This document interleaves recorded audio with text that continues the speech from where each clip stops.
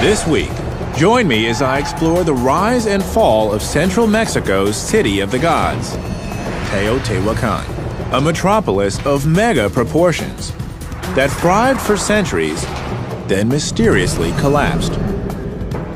Who built Teotihuacan, and what happened to them?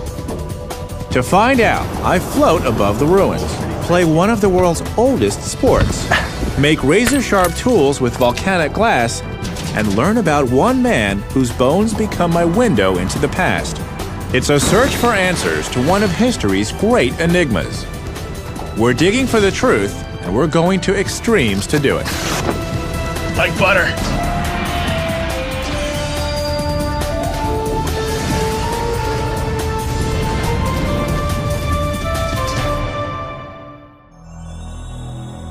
These are the ruins of Teotihuacan. At one point, this was a thriving cultural center. Some believe this was the first great city of the Western Hemisphere. But after centuries of dominance, it suddenly collapsed. Its inhabitants left us no readable documents to explain why. Just their monuments, their art, and their graves. Hi, I'm Josh Bernstein, and I've come here to central Mexico to explore the fate of this city's people. And there's no better place to start than with the ruins of the city itself.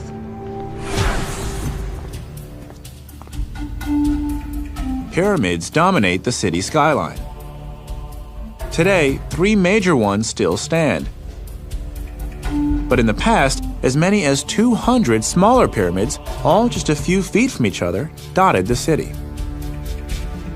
Construction started in the 1st century AD. At its height, around 450 AD, almost 150,000 people lived here, in specially designed apartment complexes. The city stretched out for some 20 square miles, making it one of the ancient world's largest cities. Then, sometime after 550 AD, the city was suddenly abandoned, with no records left to explain what happened.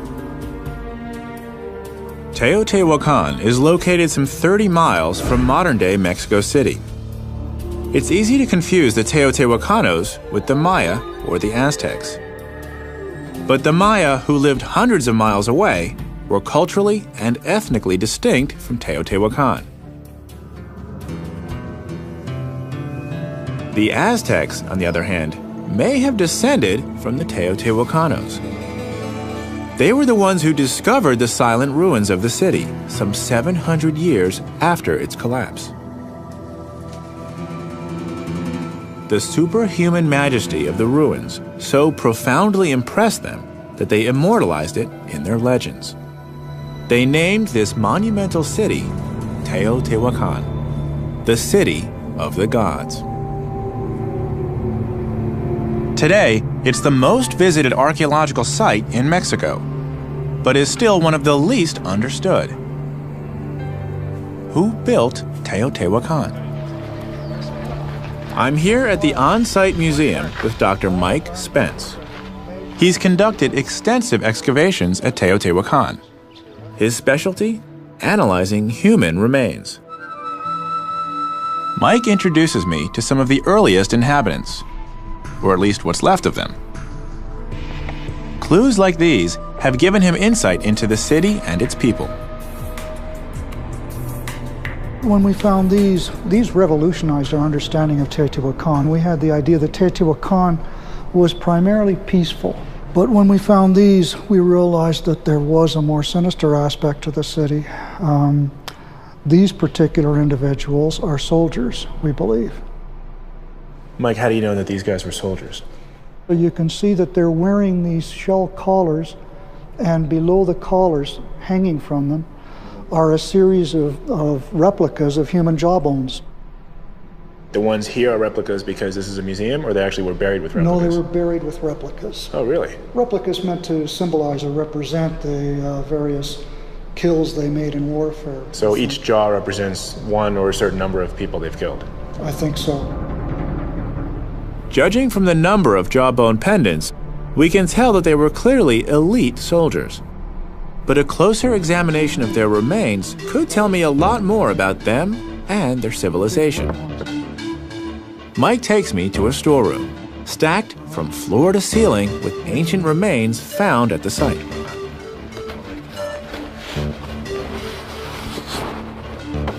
Is that it? Well, there's more in other aisles. Got anything in a size 11? We go on a treasure hunt of sorts Here's another one.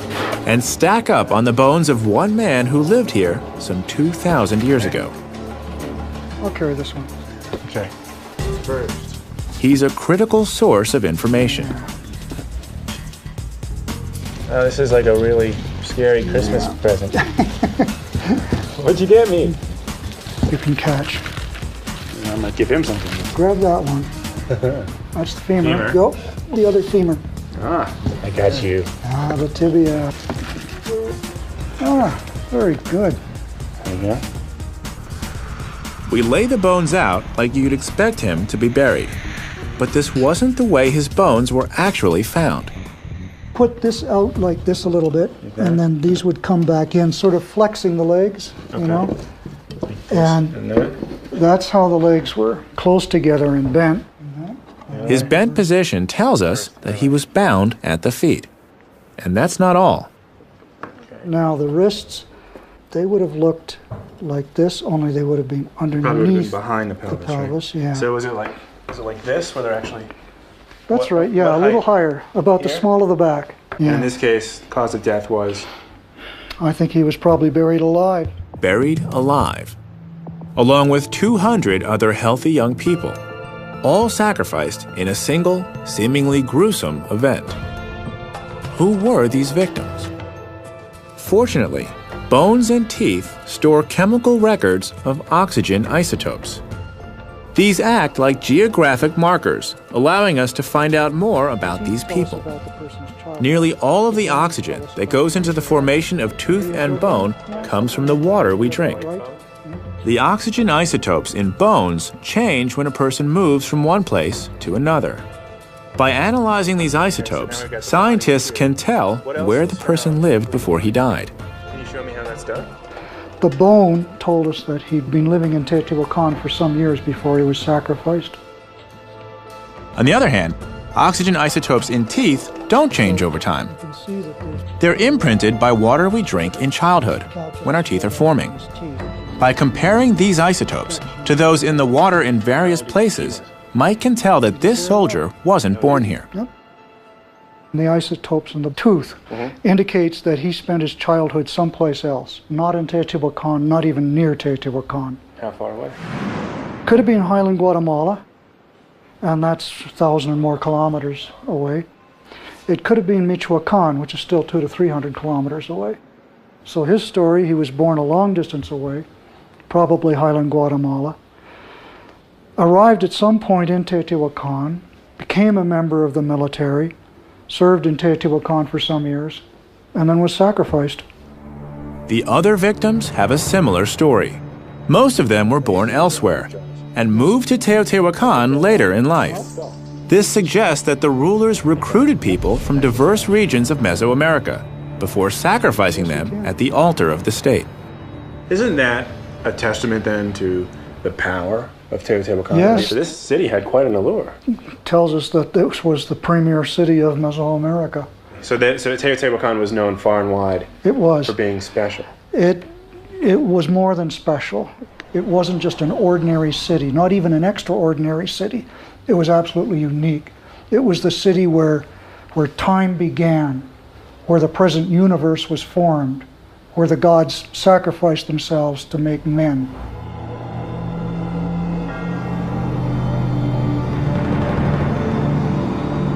Risking their lives on the battlefield wasn't all that was asked of these soldiers. The state even demanded the ultimate sacrifice at times of peace. Who ordered the death of these people? How did they make this state so attractive that immigrants from so far away gave up their lives for it? Coming up, in search of answers, I take to the sky and plunge deep into a hidden passage beneath a giant pyramid. Getting smaller. I'm on a quest to find out who built the city of the gods. I've examined their bones and found some pretty grisly evidence of sacrifice. Now, I'm heading to see their monuments to learn more about the city.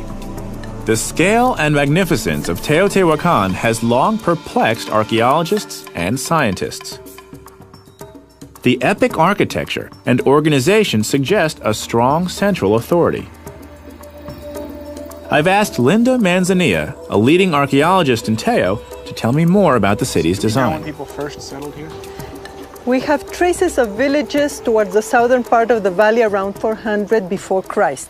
But the beginning of the construction was around 80 AD. Okay. And then we think that there was an elite who planned the city as a model of the Mesoamerican cosmos. So this city was always designed to be something significant? Yes, it seems as it was very planned from the beginning. I learned that the visionary elite responsible for the early stages of construction planned this city in such detail that it's still one of the most impressive examples of city planning in human history.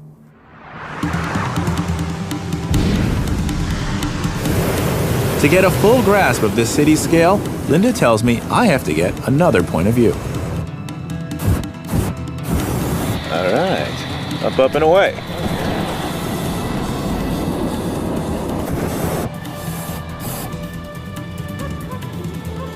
To get to the ancient city of Teotihuacan from here, I have to fly above the modern one. For the wind. Yeah. The captain just told me that if we stay low, the wind will take us right over the pyramids. If we go high, it's going to come back this way. Wind direction shifts with altitude. Buenos días. Salude con la mano. Buenos dias. Around 45,000 people live in the Teotihuacan municipality today. It was a bit voyeuristic. That's not even a third the number who lived here 2,000 years ago. But the way in which this modern city is laid out seems much more haphazard than the ancient one.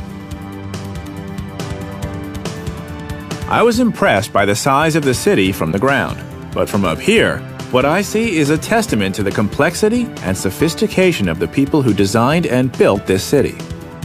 I've learned from Linda that the architects of Teotihuacan had something very precise in mind when they laid the city out. We've got the Avenue of the Dead running north-south. At this end, what we call today the Pyramid of the Moon. We don't know what they actually called it back then. And then over here on the east side is the Pyramid of the Sun. Here we can see the avenue. You see there's a line. Imagine a line going from the Pyramid of the Sun due west. And that crosses the Avenue of the Dead, heading north-south. This quadrangle is how archaeologists believe that this city was laid out to a master plan. There's something more to this grid plan than meets the eye. Apparently, every wall, every street going north-south is angled exactly the same. Bearing just shy of true north, they're all angled at 15 degrees, 25 minutes east. The significance of this orientation? It's still a mystery. It's really obvious from up here that nothing in this site is accidental or random. Everything was designed with a purpose. It's as if the rulers wanted their pyramids to compete with the surrounding mountains. The scale and size of the pyramids were perhaps assurance that the elite were so powerful that they can now rival the gods themselves. What else do we know about these rulers and their imperial city? I head back to rejoin Linda Manzanilla, who wants to take me to a place where most people aren't allowed to go. I would like you to wear this. Okay. It's a tunnel that goes like a serpent towards the center of the pyramid, and it's like the entrance to the underworld. Oh, fun. Linda is taking me under the Pyramid of the Sun, one of the biggest pyramids in the world. It rises as high as a 20-story building and is filled in with about 3 million cubic tons of dirt and rubble. So is this the entrance here? No, that's a tunnel made by the archaeologists. We should go inside this one. The tunnel we're entering is the only one made by the ancients that's been found so far. But Linda thinks there may be other hidden tunnels. She wants to show me how they're trying to find these and why they may be important. There we go. With hard hats for protection, we descend into the tunnel. Should be fun.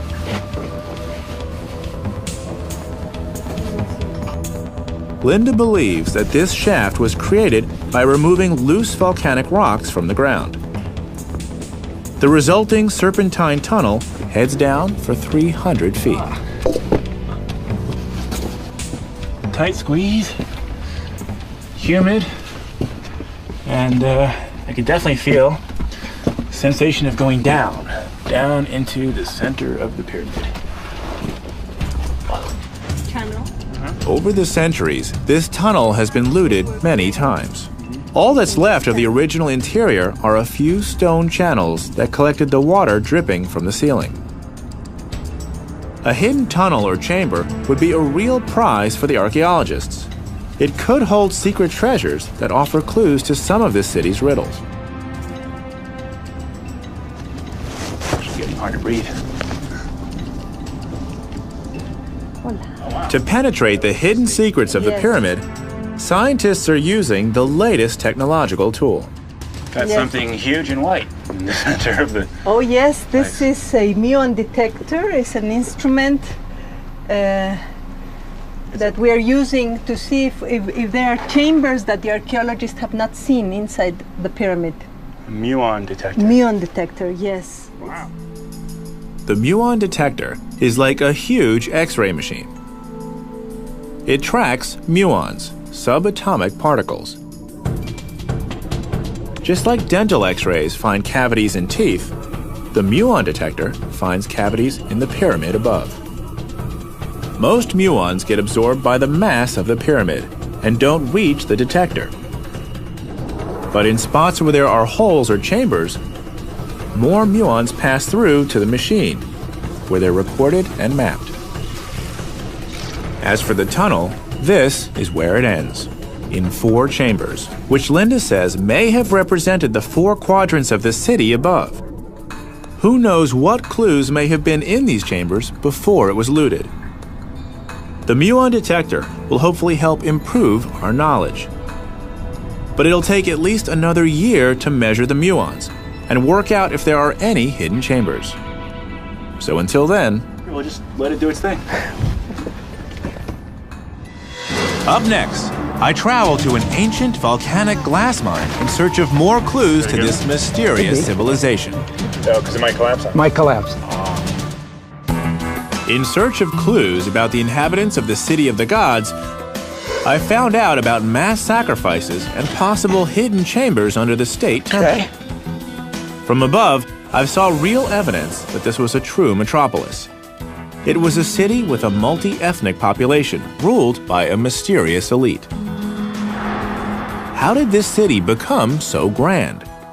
What was it that propelled it to greatness? You're going to need this. Okay. And we have a flashlight, Okay. so let's go. All right. I'll grab I'm my here shovel. with Ken Hirth, an anthropologist Sounds like a and plan. expert on go find the Mesoamerican mine. commerce. He tells me that the source of their power wasn't gold or Right, well, diamonds. it'll be dry It was in a the mine. substance called obsidian, volcanic glass. It's hard to imagine that this was the great wealth that propelled the rise of Teotihuacan. So Ken's going to show me what this material was all about and why this versatile stone was the steel of Mesoamerica. Now be careful going down. It's been raining a lot, so it'll be slippery. Ken's taking me to an area where obsidian has been mined since the days of Teotihuacan. Now we're going in, so be careful. It's been raining a lot, and we don't want to have roof collapse. Okay, yeah. That would not be good. This ancient mine was converted into a modern shaft, and it's still mined today. Ken explains that the roof is completely unsupported. Recent rains have soaked the ground and weakened the walls. Just 2 days ago, a tunnel collapsed, and that's not something we want to happen while we're inside. Hopefully, the miner's prayer candle will offer us some protection. The miners dig until they find a vein of obsidian, and then they'll follow the vein, taking out the nodules that they can find. Be careful, it's really tight here. I like it that way.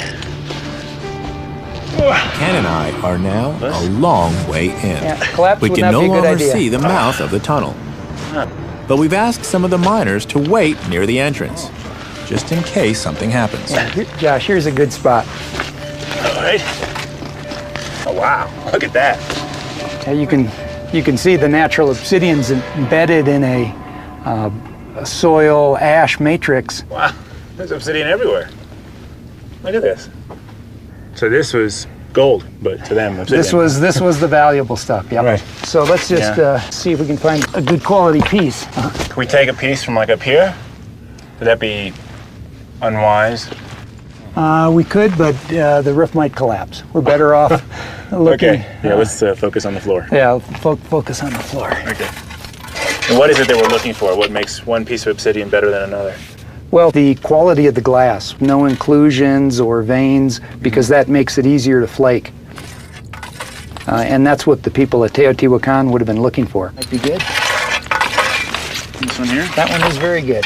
Yeah. Let's just test it and see what quality glass it is. How do you test it? I've got a little hammerstone. If we just knock off a couple flakes. Oh boy, that is good quality glass. All right. That one's mine. Okay. This may be another good quality piece here. Okay. Yeah, it looks like pretty good glass. So I've got one. I'll take this one. Ken says that there's something Back to the special surface. about this obsidian, but we need to get a good look at it in the light.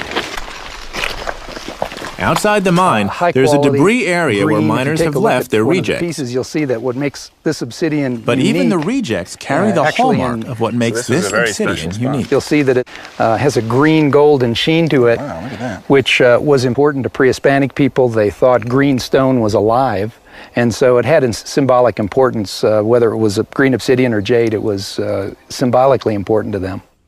This green quality obsidian you won't find in any other obsidian in Mexico or anywhere in the New World. It only occurs here. So if anyone had a green obsidian blade, it came from here. It came from here. See the old shafts. Let's go in. One of the secrets to Teotihuacan's success was their control of this source of rare green obsidian. But the city was also surrounded by two other huge obsidian deposits and several small ones. The raw materials and tools found in various stages of production at Teo show that every aspect of obsidian manufacture was controlled by the city. Well, let's just Ken and I head to a nearby campsite where he and other archaeologists do their fieldwork. He wants to show me how to shape obsidian into the tools of the era and demonstrate the unusual qualities of this stone. What we want to shape is something like this. It's called a macro core, and it's made by percussion flaking and has a flat platform that we take our flakes off of. Okay. What we'd like to produce are nice parallel-sided ridges. This is what we want to create. And this is what we're starting That's what we're starting with. Okay. Right. Show me how. Okay. Hammerstone.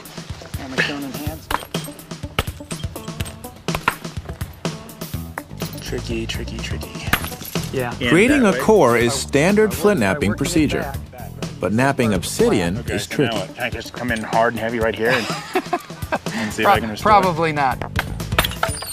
It flakes off very easily. If you're not careful, huge chunks would break off, and you'd be left with a lot of useless bits. And I don't want that. Yeah.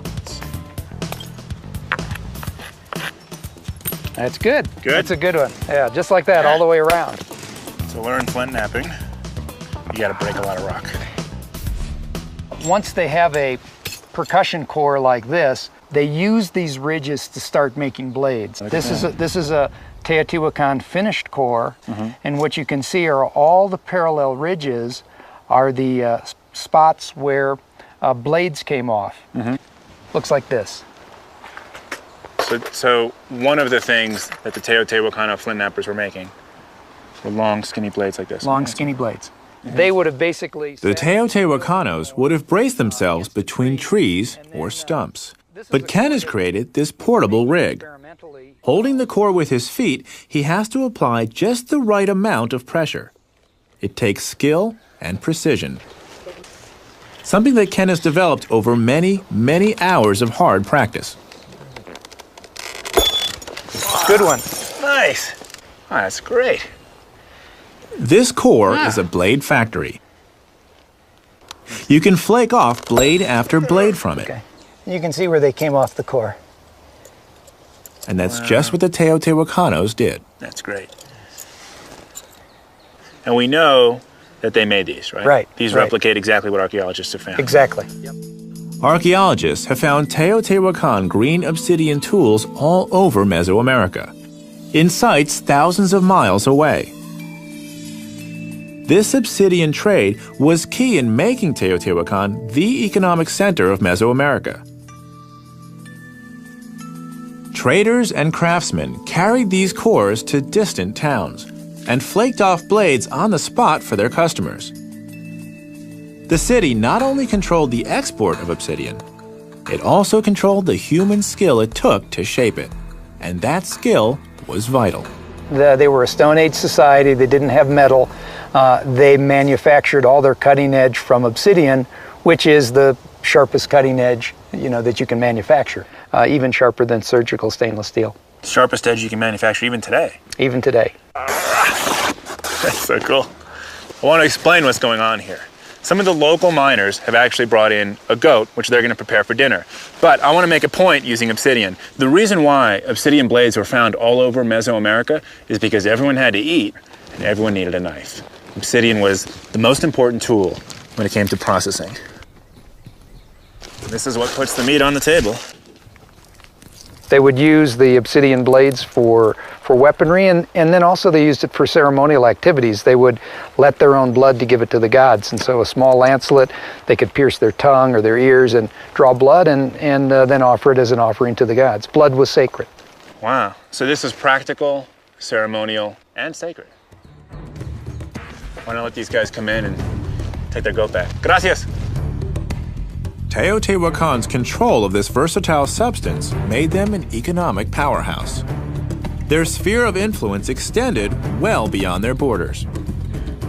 Coming up, I decode the city's frescoes and play one of the oldest sports in the world to solve the mystery of the City of the Gods. I'm trying to piece together the story of Teotihuacan. I've seen a master-planned metropolis and evidence of mass human sacrifice. Now I've discovered that a unique Stone Age technology was the source of its power. Obsidian made Teotihuacan the dominant culture in the region. But how did this concentration of wealth and authority impact its citizens? To find out, we have to go to an apartment complex on the site. Some 300 years after Teo was established, city planners shifted the emphasis from the construction of monumental architecture to the construction of more than 2,000 residential compounds in the city. I'm back with Mike Spence, and he tells me that in its prime, around 450 AD, close to 150,000 people lived in Teotihuacan. That's a residence. People would have been eating and sleeping and living in here. To accommodate them, these apartments were designed and built on a scale unprecedented in history. This is absolutely unique. Mesoamerica hasn't seen anything like this before, and this wasn't practiced anyplace else in Mesoamerica at this time. Is there any way to know if this was a major switch for the lifestyles of these people? I suspect the state had to use a little bit of muscle to get people into these, and you can see it is sort of state design. There's commonalities in all of them that suggest that. So here, this is a residence? That's a residence. By forcefully relocating the people into government housing, the ruling elite tightened their grip on daily life. But the social engineering didn't stop there. Political indoctrination was incorporated into the decor of every home. And that is my next clue. Teotihuacan may have had a written language, but scholars haven't been able to decipher it yet. So another way we can learn about this society is by studying the art and artifacts they've left behind. I'm now heading to an apartment complex here on the site to meet an art historian, and I'm hoping she can tell me more about this civilization. Her name is Kim Goldsmith. She's been studying the mural art in Teotihuacan for more than 15 years.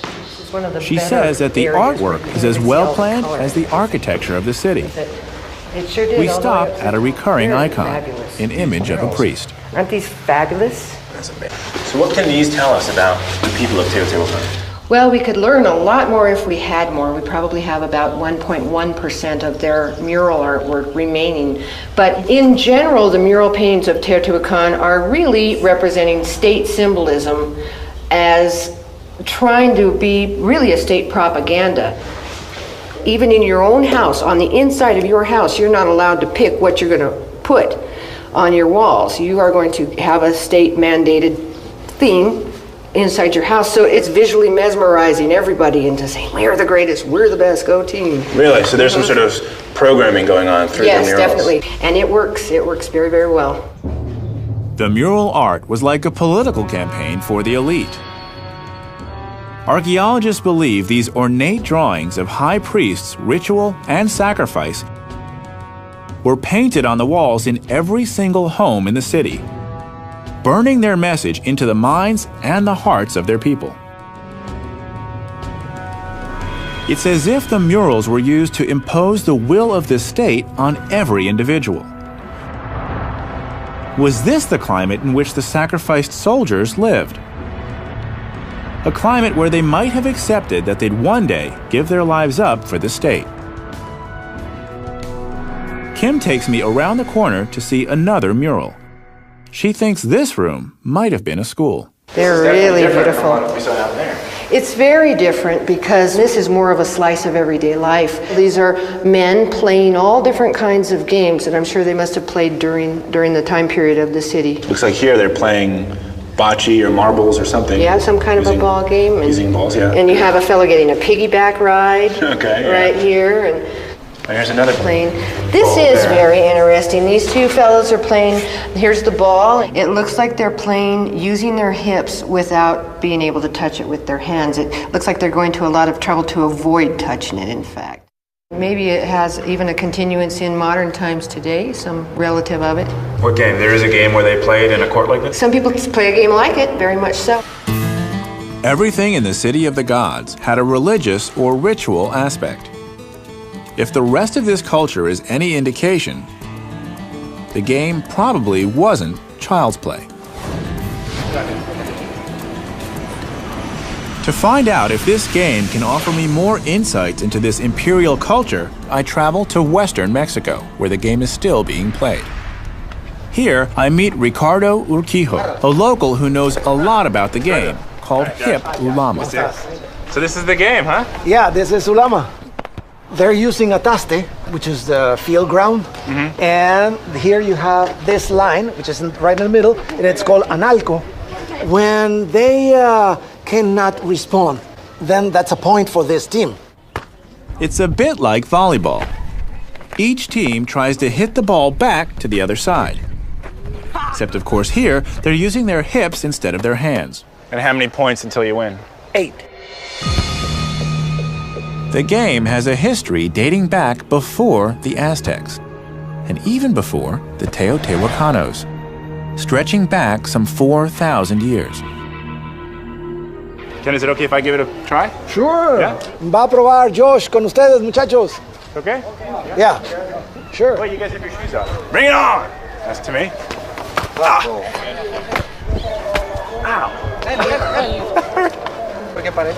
Learning to play Ulama is all about learning to flick your hips. That and getting hit by an 8-pound ball. I'll tell you one thing, when the ball hits you, you can feel it. It's heavy, and it's just like a massive amount of rubber, and I'm gonna have a nice bruise to play. But it's fun.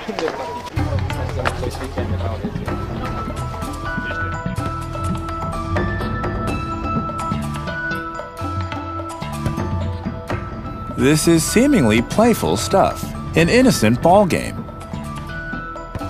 But it turns out it wasn't innocent at all.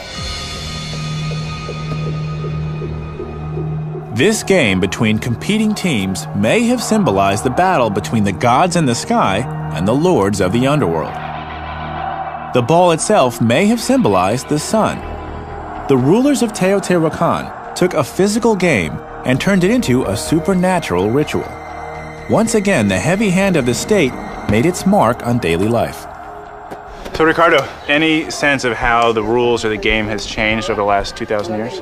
They have changed a lot because in Teotihuacan days, the winner was sacrificed to the gods. To have fertility, good crops, rain. So you'd want to die through this game? Yes, right. Because to me, as someone who's playing now, like I would think the loser would die. You know? Right. It's like, we beat you, you die. You know, Yeah. but you're saying that actually it was the honor of the winning team Right. to be sacrificed in one of the highest ways possible. Yes, of course. Okay, did we win or lose? I don't know. Well, I hope I lost. I'm glad to be going back unharmed. Well, mostly. But I've learned something. In Teotihuacan, the dominance of this state was so complete that for centuries, people were asked to give up their lives for it in war and in peace. Coming up, what happens when the state doesn't keep its end of the bargain? I'm trying to understand the mysterious city of Teotihuacan. I've crawled into volcanic glass mines, examined human bones, and played one of the world's oldest sports. Once, people gave up their lives for this all-powerful state. But no city can last forever. It's time to explore how it fell. A vital clue is found in an unlikely substance: lime. When originally constructed, each pyramid was plastered with lime, which was then beautifully painted by artists. Elizabeth Soyero, a scientist who's studying the impact Teotihuacan had on its environment, is exploring a theory that's becoming increasingly What's going on popular. here? This is an oven where the Teotihuacans produced lime to plaster the pyramids. So how do you make lime? Does it need a lot of wood? They needed a lot, yeah. Lime is really just burnt and powdered limestone mixed with water. And to make lime from scratch, I'd have to keep this kiln burning at 800 degrees for at least 8 hours. That would take a lot of wood. Back in the day, the city was surrounded by thick forests. When the Teotihuacans started to live here, all the mountain was plenty of pines. If we were here 2,000 years ago, there were trees here, pine trees. Wow. Elizabeth tells me that to get a sense of how much lime was used by the city, I'll have to make some lime mortar myself. Okay, that's all.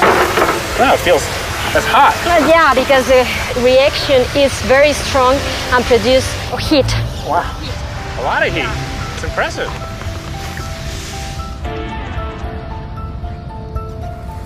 In order to maintain their Should I city, keep adding water? the Yeah. Teotihuacanos plastered and replastered the walls again and again. To do this, they would have probably kept kilns burning around the clock. It's been estimated that they used roughly 30,000 tons of wood each year to build and maintain the plaster on the city.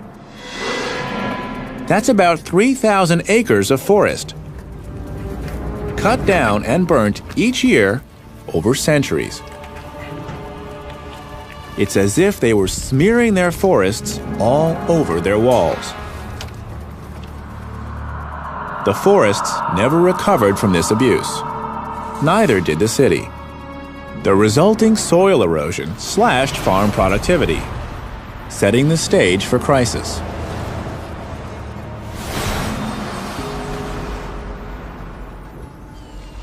Scientists believe that during the final days of Teotihuacan, pine forests, like this one, were almost completely wiped out. At the same time, the city began to spiral out of control. Was environmental degradation caused by humans the real reason the city of the gods collapsed? What was the final straw? Once again, the answers may lie in the graves. Patio space here. Okay. Mike is taking me to a grave in one of the apartment complexes. Apparently, Teotihuacanos frequently buried their relatives right in their own courtyard. Oh, wow. Yeah, it's been excavated by the archaeologists and then they've resealed it. Okay. I've already seen the graves of elite soldiers, sacrificed with riches to the gods. Now Mike wants to show me what archaeologists found in the graves of average citizens. So this is a kind of material that was found in graves. And you can see it's a sort of reflection of the wealth of Teotihuacan. You've got green stone, you've got marine shell, you've got coral, all of this coming in from some distance away. These may not look like much to you and me, but these objects were treasured by the people of Teotihuacan. The kind of things you'd bury with a loved one. For centuries, people knew they'd take some of these things with them to their graves. But all that changed as the forests got depleted. Wow, so these types of items were found in graves like that? Yes. Throughout Teotihuacan? Well, not entirely. They were in the earlier years of Teotihuacan. This wealth seemed to flow fairly freely throughout the city. Some people had less than others, but everybody had some. And then that changed? In the later years, yes. That kind of material would be found only in the graves of the richer people toward the center of the city. So we're seeing a polarization of the wealth There's classes. a growing gap between the upper class and the lower classes. So it sounds like something is changing internally at Teotihuacan. Something's going drastically wrong in the last century or so. What environmental factors? Once again, it's the teeth that tell the story. We examined the teeth, and we were able to see these lines of growth interruption in their teeth, and those increased late in the apartment compound history. So that people were apparently suffering a lot of episodes of growth interruption, which means episodes of infection, malnutrition, perhaps trauma. Yeah. Teotihuacan, it seems, had gotten too big to sustain itself. With the forests depleted, the farmlands insufficient to sustain the dense urban population, the city was literally crumbling under its own pressure. But did people just abandon it and migrate elsewhere? I head back to Linda Manzanilla to put the final pieces together. She has startling new evidence that the city was deliberately burned. On the top, we have excavated them, and we see the burning of the city around 550 AD.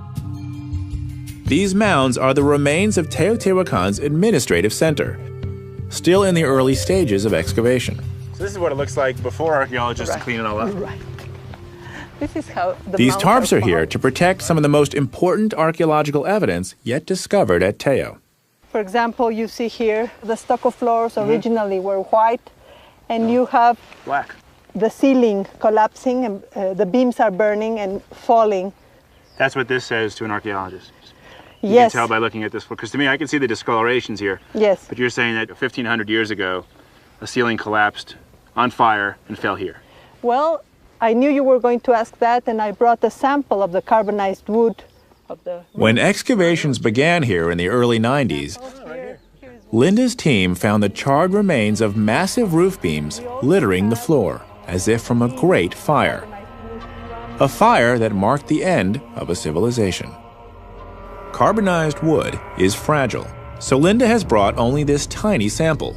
The rest has been removed and carefully tested to determine the date of the fire. So we have the dates of the construction of the white part, and then the dates of the fall with the black part. Why does this fire say internal revolt and not just wildfire came through and burned everything? Because the fire was selective, particularly in the temples and the places where the rulers and the decision-making was made. So a wildfire, if it did come in and burn, would have burned everything Everything, indiscriminately. all the site, right.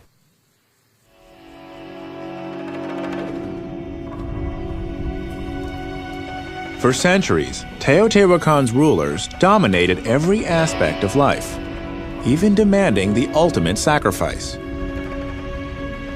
In return, they promised to bless and protect the people. When these promises fell flat, it seems the people exacted the perfect revenge on their masters and their monuments. It was a no-confidence vote on the existing power structure, carried out on an unsurpassed scale. Overnight, this magnificent metropolis that dominated the region for centuries was reduced to a shadow of its former self, never to rise again. A civilization that thrived on order collapsed in chaos.